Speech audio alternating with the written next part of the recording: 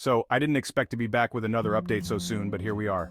Apparently, June somehow stumbled across my Reddit posts, and in true June fashion, she decided the best course of action was to respond to every single point I made in the most vindictive and absurd way possible.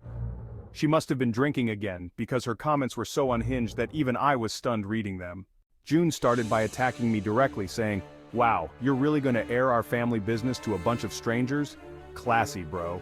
She called my wedding the most boring event of the year, and said that the only reason anyone attended was for the free booze.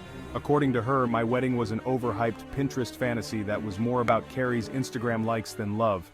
Then she zeroed in on Carrie. She reiterated that she never liked her, and dropped another laundry list of petty grievances, adding that Carrie smells like vanilla candles and desperation, and that she finds it disgusting how Carrie always tries to act like Miss Perfect in front of the family. June also claimed that Carrie once stole her lipstick shade because she's so insecure she can't even pick out her own makeup. She ended that part with, "Newsflash, Carrie, you're basic." As if that wasn't enough, June went on a tangent about our cousins who were the ones that had shared her bridesmaid dress video. She called them backstabbers and accused them of spreading the video only because they're jealous of anyone who gets attention. She brought up old, unrelated grievances like how one cousin couldn't even keep her fiancé interested and how the other still hasn't lost the baby weight from 3 years ago.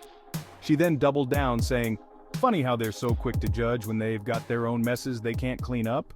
She even took a shot at her coworkers, calling them two-faced losers who only pretend to care about her because they want to feel superior to someone.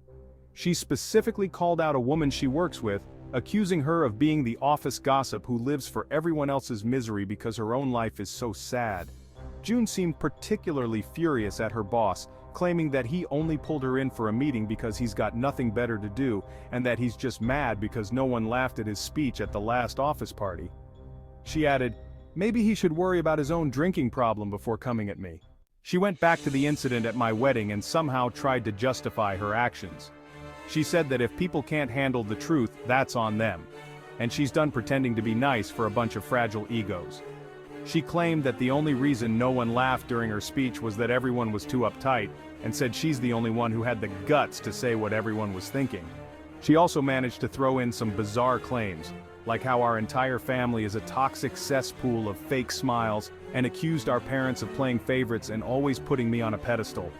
According to June, the whole family needs a wake-up call because everyone's so caught up in appearances that they can't even recognize real when it's right in front of them.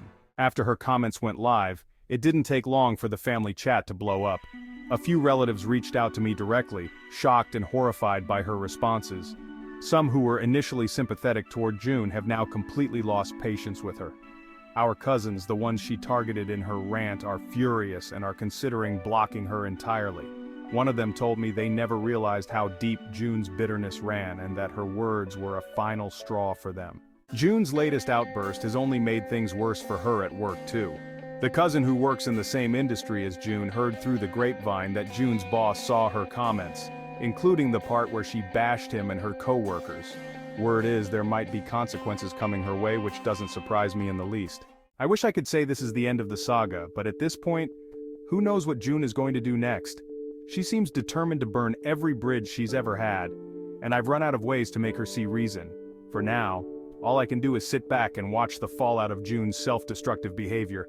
Am I the asshole for letting June's actions speak for themselves, or should I step in and try to stop her from completely unraveling?